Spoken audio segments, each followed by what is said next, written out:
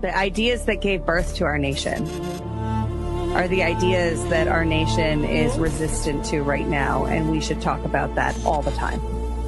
In a world where narratives are shaped by corporations and gatekeepers, independent voices matter more than ever. Badlands Media brings together citizen journalists, researchers, and independent thinkers. The truth is triggering. Question the narrative. Explore the facts. It's authenticity, courage, resilience. Search for the truth others won't. It's not about being first or being right. The information war is changing. It's about being authentic. Embrace the friction. Embrace the friction. Shut the f*** up. Authentically and agonizing. Join the movement. I'm going to say how I feel. Follow Badlands Media. This is about the future. The Badlands. What are the Badlands? Explain those Badlands. That's a hell of a name.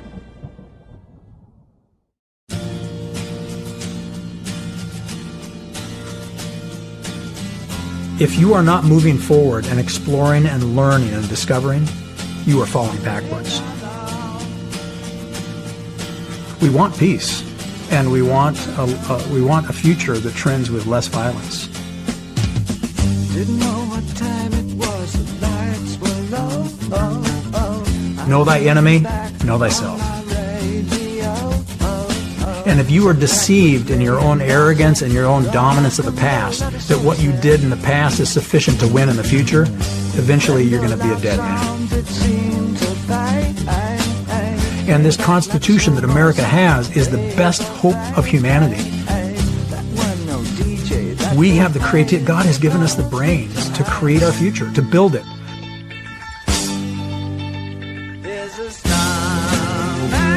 The way to do that is not to ignore a new domain and new technologies. How do we use this knowledge God has given us to glorify God and not let evil people use it as a weapon against good people? We don't have to be victims. Technology does change fate.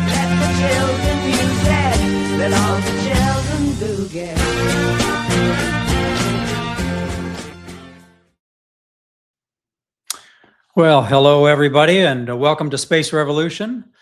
Today's episode is technology in history doesn't repeat itself, but it sure does rhyme. My co-host today is going to be Matt Trump, and it's really nice to have somebody who is a true technologist that has some deep silo experience in multiple disciplines and can talk to some of these revolutionary technologies that embrace the space revolution. And as he's getting ready to join us, I'd like to just kind of talk about my gratitude for all of you that watch this and are paying attention to what's going on around us. The epic changes that are coming to our doorstep are hard to see, and they are going to be transformational. And our children and grandchildren will wonder, why we didn't do this before. So I really appreciate you understanding the part of this where you help guide our politicians and our companies to usher these technologies in a responsible way. Because ultimately, as we know, the technology is meaningless if there's not a moral person behind its use, and more importantly, that we as a collective body of Americans who have the power of our unique Constitution exercise that power to demand moral, ethical, and sustainable solutions as we go into the future, and not repeat the mistakes of the past. So the book that Matt Trump has recommended for us to read is called The Autumn of the Middle Ages.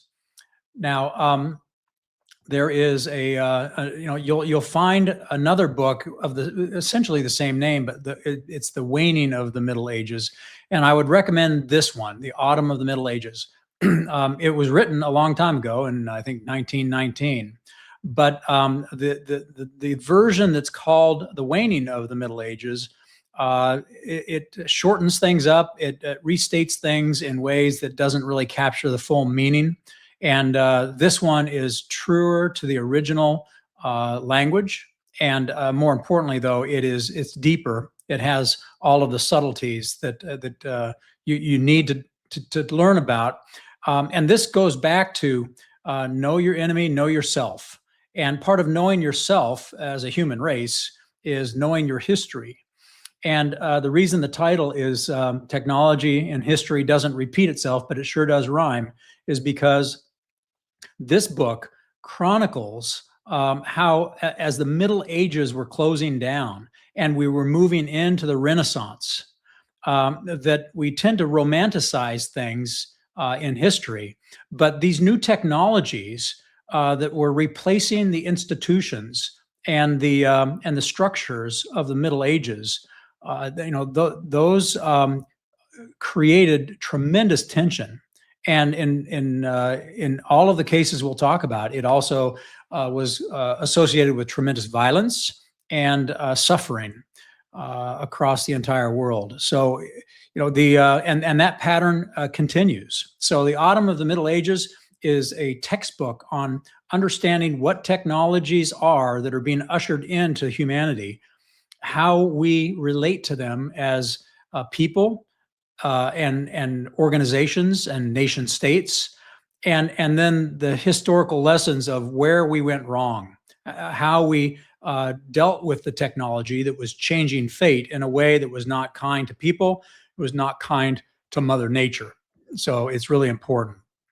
So some of the transitions, the epic transitions that have taken place in the past, and again, depending on which historian you talk to, those are different ages, and ages are defined in different ways.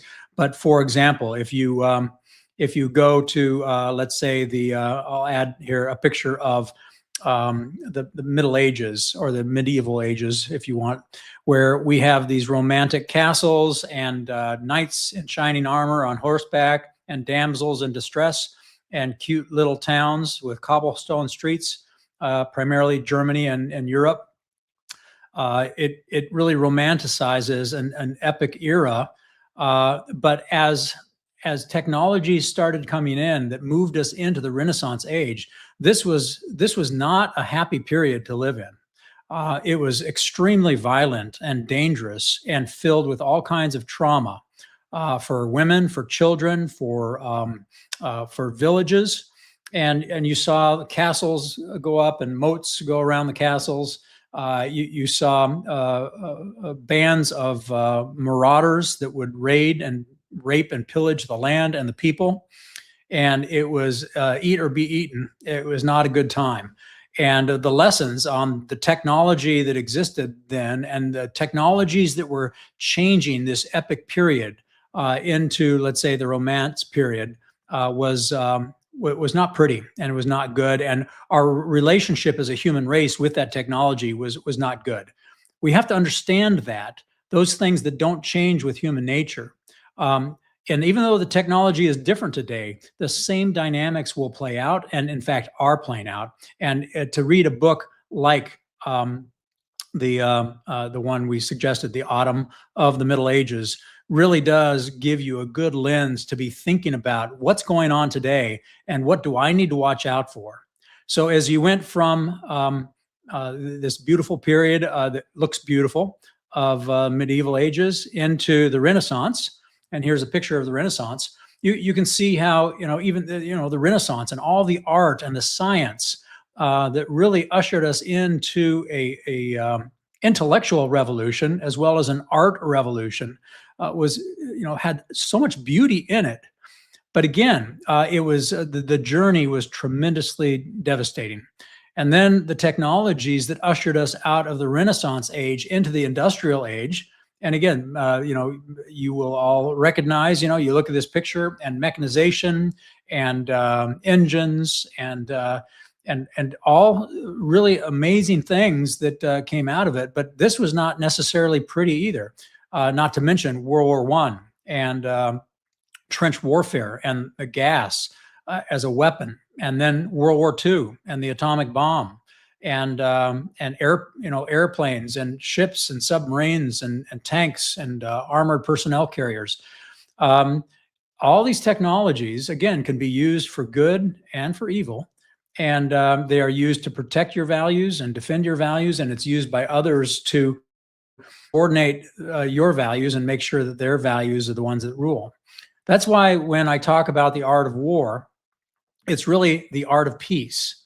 And the art of peace is understanding technology, understanding human nature, understanding the way technology plays into the organization of people, whether it was in the medieval ages, the Renaissance period, the industrial age, and now as we're entering into, some people call it the information age, some people call it the digital age, some people call it the networked age.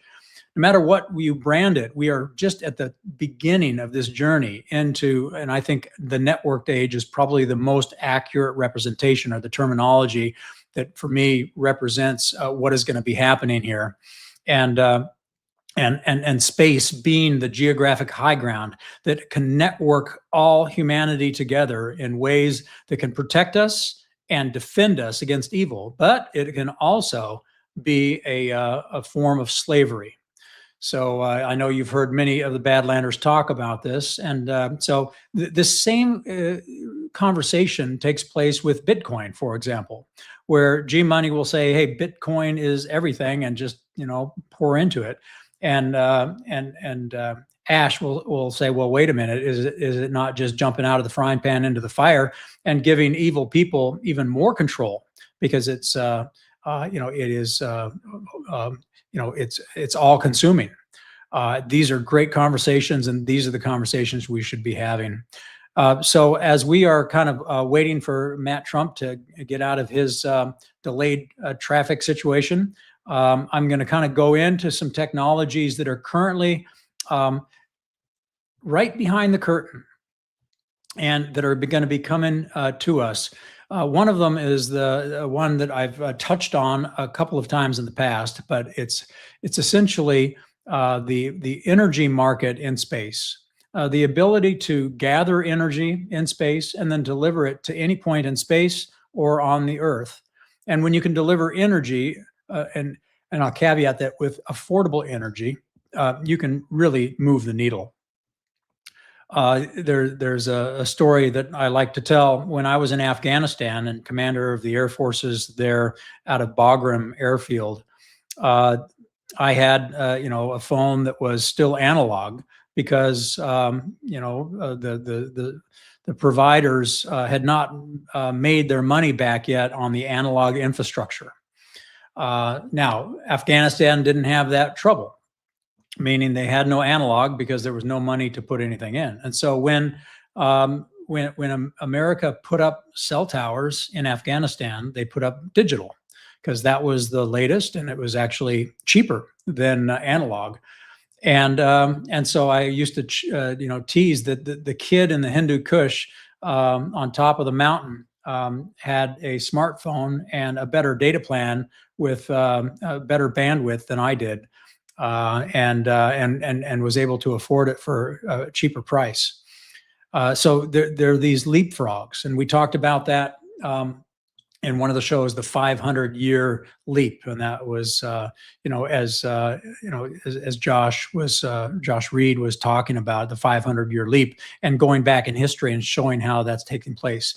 The same is true with this energy that I talked about. So whether it's solar power in space where you're absorbing the sun's energy and then you can convert it to a radio wave that is as safe for humans as you walking out into the sunshiny day, and much safer than you flying in an aircraft. I don't know if you know that when you fly in an aircraft, you are bombarded with radiation far beyond what you get on the ground because of the density of air and how quickly it evaporates or becomes thinner as you get up in height.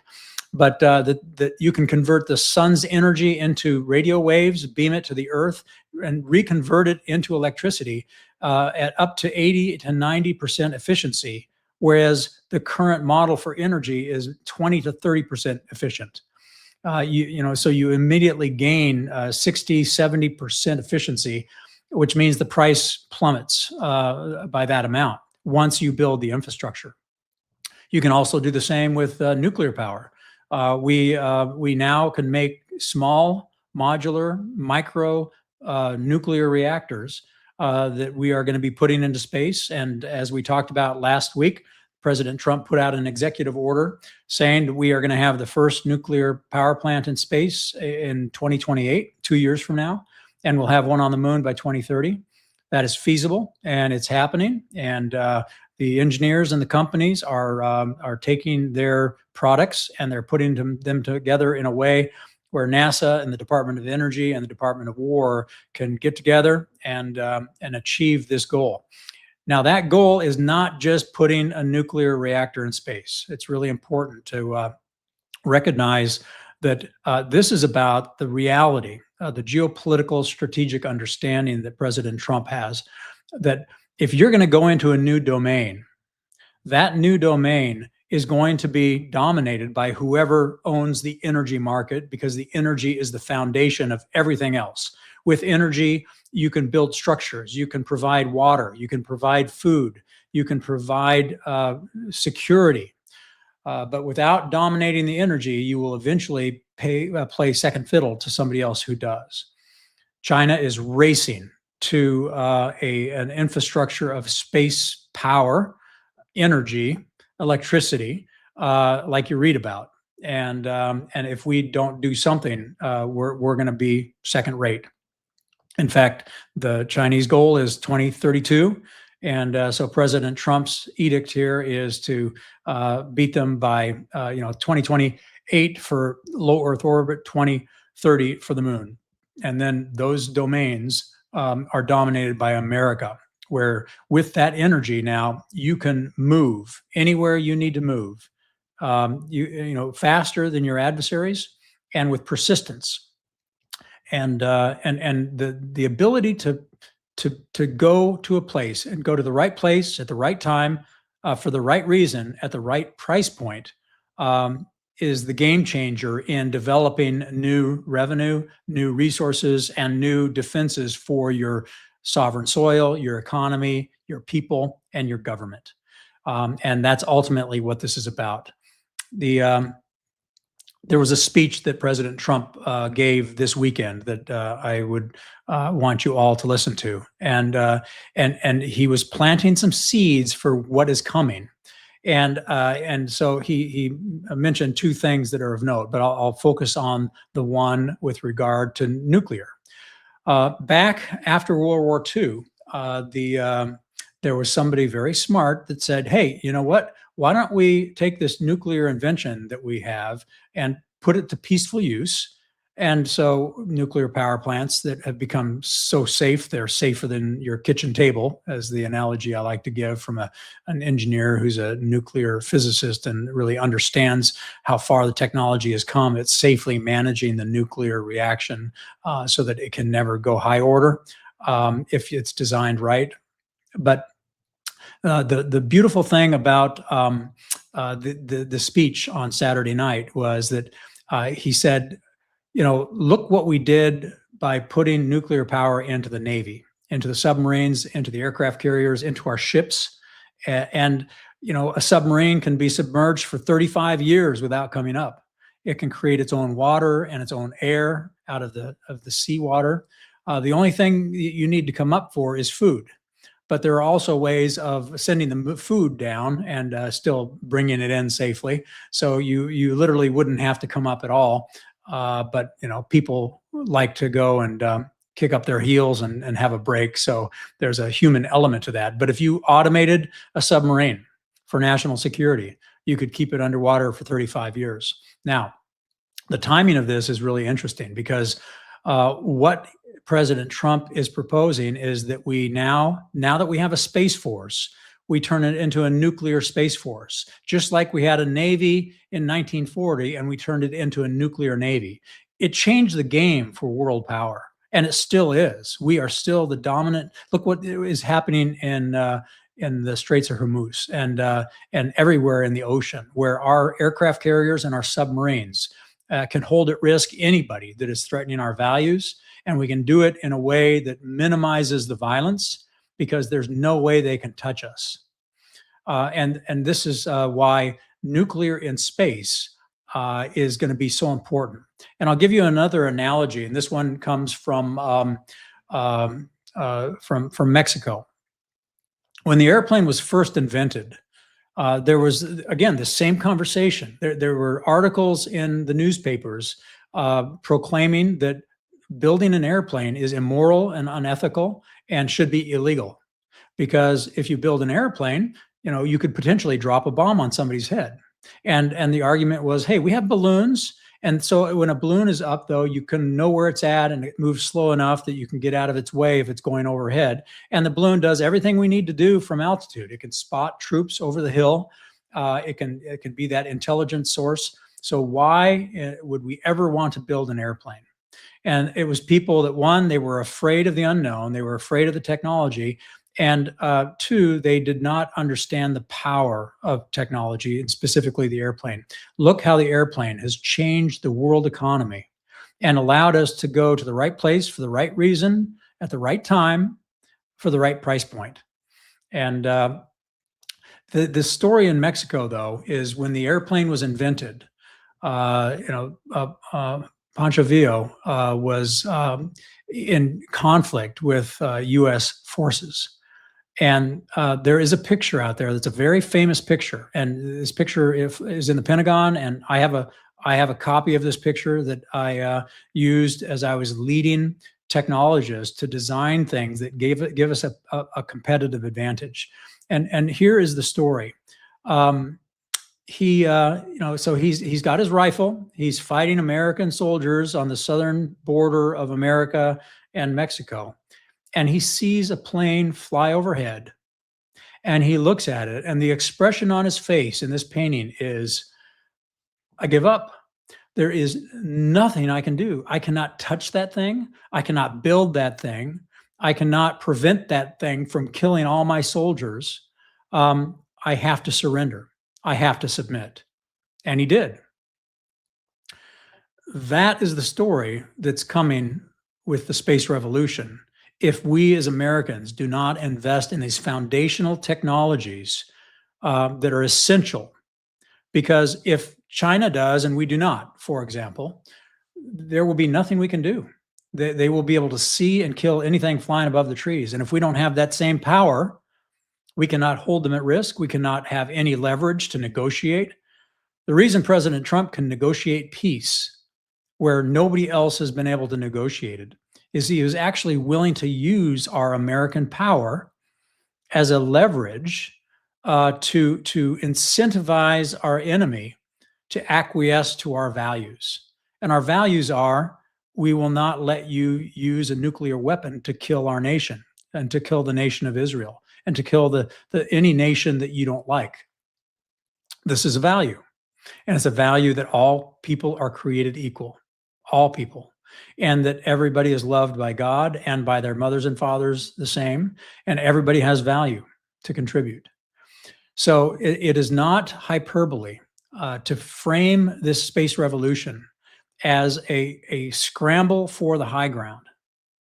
And in fact, in one of my next shows, I'm going to go ahead and suggest a book called Scramble for the Skies, which is a book that chronicles this technology race to the high ground of space in energy, information, and resources.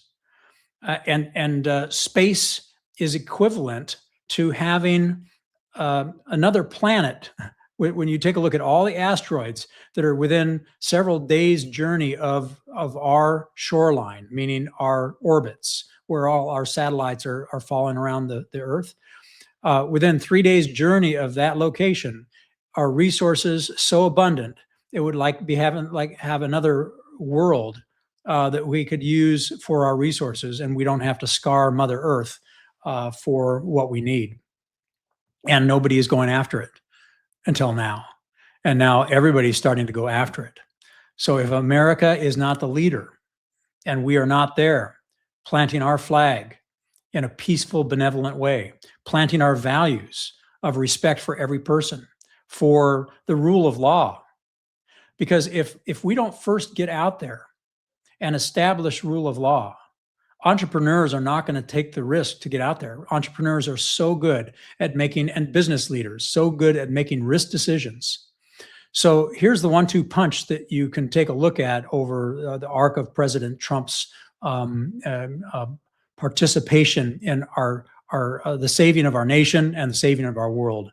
He gets into office and he starts fighting the deep state, and he is able to establish a space force in law, the National Defense Authorization Act in 2019, December 20th, 2019. That is a wedge in history to start providing the capability to hold anybody at bay and have the leverage to do things where nobody can touch us. And then a few years later, he's in office, and guess what? He says, let's put nuclear power in space. Let's make a nuclear space force, just like we have a nuclear air force, or a nuclear air force, but a nuclear navy back at the exit of World War II. And it is the 1-2 punch of first establishing an organization whose job it is to protect American interests, to defend any business person or entrepreneur or explorer or pioneer out there in space, whether it's a NASA astronaut or it's a business person mining the asteroids. We have to be able to defend their values. If they get stranded, we go and rescue them, like our Coast Guard will rescue people at sea. And so now he started with a Space Force, and now he is energizing the space economy. Because you know what has happened with the oceans. When the oceans were populated with ships, it became the sea of commerce. And when Teddy Roosevelt built the Panama Canal, it cut the time and the cost in half, and it increased the value and the business proposition of goods and services flowing around the world. And then airplanes came into being and made it even faster. It may not have always been cheaper, but speed has a value all its own. And sometimes that speed is worth paying a little bit more money for. And now that President Trump has ushered in an energy solution to the space economy, the ocean of space economy is going to dwarf the economy of land, air, and sea combined. And you can mark my words on that. And several hundred years from now, as we look back, people will wonder how we ever made a go of it with ships and trucks and airplanes, when we could have been getting everything anywhere in the world in less than an hour for the same price point, because there's no friction in space. There's no friction of wheels on a road. There's no infrastructure you have to keep rebuilding in the roads. There's no seawater to slow a vessel down. And there's no air molecules that the airplane propeller or jet engine have to fight against, where the faster they go, the more fuel they use. In space, you can go as fast as you want because there's no molecules to slow you down. So now go back to the story of Mexico and Pancho Villa, looking up and being dumbfounded in his expression that there's not a damn thing he can do. And what you saw in Venezuela and what you saw in Iran was space power making our adversaries impotent, being able to sue for peace with minimal violence. This is an example of the genius geopolitical strategist in President Trump, where he uses technology to change fate, and he does it in a way to usher in a more peaceful future. This is exactly what all serious national security professionals do. Our job is to be in the art of peace. The art of war is about never having to fire a shot, because we are so strategic with our technology and our tactics and our techniques and our procedures that the enemy doesn't even have a chance. And the moment they start to bristle up or bow up to challenge us, we paralyze them in ways that does not have to kill them.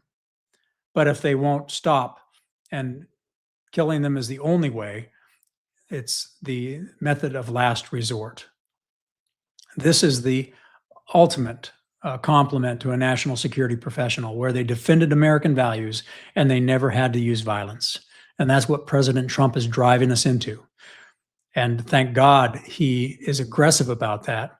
And this last executive order is the next step at dominating the energy market in the global commerce of the ocean of space. And it's not just the orbits. With that fuel, with that energy, now no satellite will ever have to fall around the Earth again. Right now, the only way we get Starlink is to watch those satellites buzz across the sky, and they're handing off the work they're doing for you, one satellite to the other. That takes thousands of satellites, which is a huge capital cost. Now you can have one satellite sitting above you doing all the same work, and that satellite can maneuver around. It can avoid danger, like a ship or a submarine or an airplane. It can outmaneuver the adversary. It can see the adversary coming. And we have capability that no other country has. And it will take a long time for countries to get it. And if they're wealthy countries, like China, Russia, Japan, others, they will get it eventually. And then we'll be on an even playing field. But the majority of the world will be left in the dust, but we can give them power. We can give them energy. We can give them information. We can give them resources, and we can give it to them at prices they can afford when we build this infrastructure in space. So this revolution it spans the globe with regard to what humans need and more capability to those humans and the things that matter to them for a lower cost. It's like the journey of the computer, being very expensive and very large and only affordable by the biggest of companies. And now you have 10 times that computing power in the back of your pocket for less than $1,000. So this journey is going to be fun. Now, what I look forward to is when you read this book and you start reflecting on the fact that history of technology is not the same, but it rhymes. The relationship with humanity, the relationship with people and organizations. And this is one reason why you see President Trump not tearing down old structures before he builds new ones, because of the wisdom that those structures and institutions are there for a reason. We as humans need these institutions. We need these structures, or there is chaos. Let's take the banks, for example. The banks were useful when they were first thought of. And then they became a tool for slavery. And we're trying to break out of the fiat currency and the central bank, because they have essentially enslaved us over the decades, where we haven't been paying close attention as a human race and as Americans. So the bank is an example of an institution that mattered, and it made sense, and it served a purpose, until evil people turned it into something that was distorted and did not serve the people. But you can't just jump into a new thing without making sure that the new thing works and achieves the same outcome. Otherwise, you fall into the same trap that we fell into in the medieval ages and the Renaissance ages and the industrial age, and now the networked age.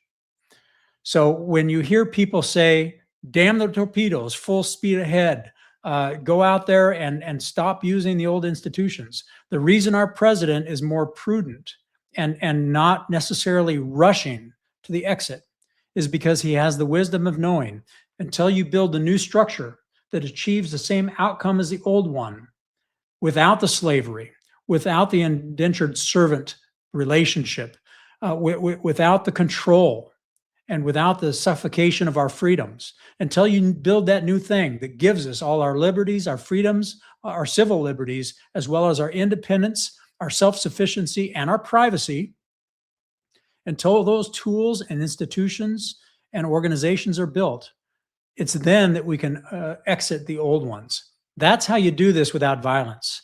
That's how you do this without suffering. That's how you do this without disrupting the joy and happiness of people being able to live their lives and love their children and not live in fear. And that's the way you preserve our values. So this is a grand journey on the geopolitical stage, and President Trump is not only masterful at the negotiations and the use of power, he's masterful at understanding technology, and some of that comes from Tesla and then handing that to John Trump, and now coming down and informing him.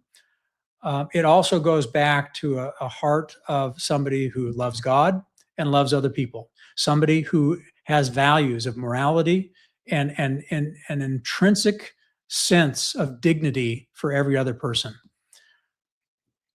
This is what's so exciting about the space revolution, is that it touches every aspect of everybody's life. And if we can get Americans, especially the young generation, to understand the history we've been through and all these epic eras that we've gone through as a human race, and understand what we're doing right now in the context of that, you will have people that are smart, that are patient, that are actively involved in building solutions, and you can usher in the golden age without the violence that has been associated with every other journey mankind has made. Now, there are people that will criticize this technology because they're afraid that we're going to do it badly again like we did in the past. And, you can't prove the negative, but to be so afraid of the past that you're not even willing to use these technologies to usher in a more peaceful future is only to enslave you to the fact that you will be speaking somebody else's language. You will be following somebody else's values, because whoever dominates these technologies and this space revolution will their values will rule. And if you don't have that power, you must submit. So it's not a fair argument to say, well, yeah, we didn't do things that well back in the past, and we hurt our lands and we hurt other people. But to say we're going to bury our head in the sand and we're not going to do this would be like saying we're not going to build a Navy, when our founding fathers were arguing that in the Federalist Papers. Or we're not going to build airplanes, and the only people that will build airplanes are our adversaries. Or we're not going to invest in how to tap into nuclear energy, and we would only have our enemies use it against us to leverage their values against ours.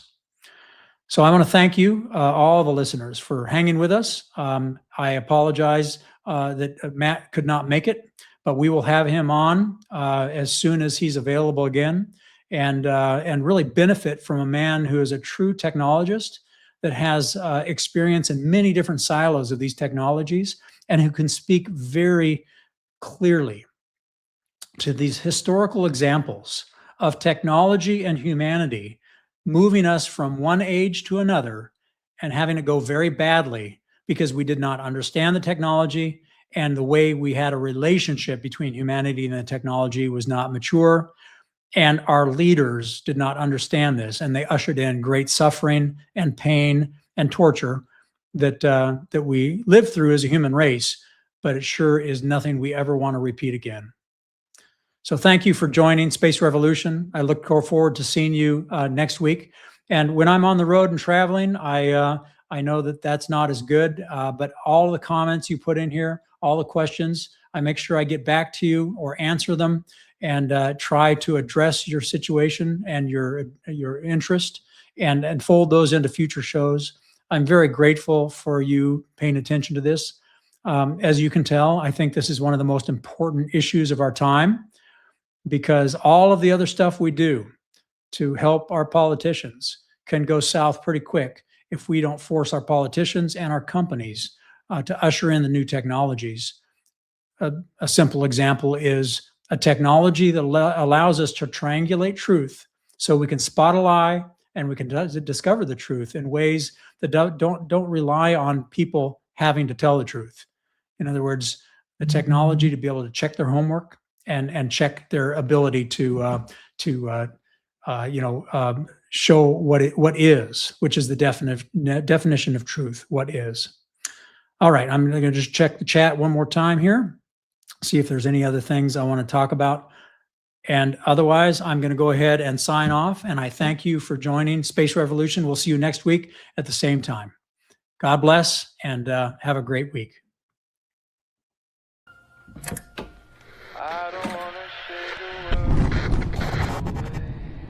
Last winter, the world met Madame Margie, the moistureless. But while Badlandia banded together at Gart, she evolved. While deep in her lair, she uncovered 4 sacred instruments of hydration. The lip balm, the lotion, the tallow bar. and the new stainless steel gua sha. Together, they wage war. Flaking has fallen, roughness retreats, dryness trembles, and among the rebels, Mother's good boy. But elsewhere in Badlandia, rebellion grows, the beards remain. Shave them all off. Visit softdisclosure.com and use promo code Mama's Boy for 20% off your Mother's Day bundle. Can't choose the right sacred instruments for your mother? Offer them all with an e-gift card. For softness, for victory, for moms. These statements have not been evaluated by the FDA. Thank you so much for joining us, and don't forget to hit the thumbs up on this video. And a special thank you to all of our advertising partners. Please remember to shift your dollars to support those businesses that support Badlands Media.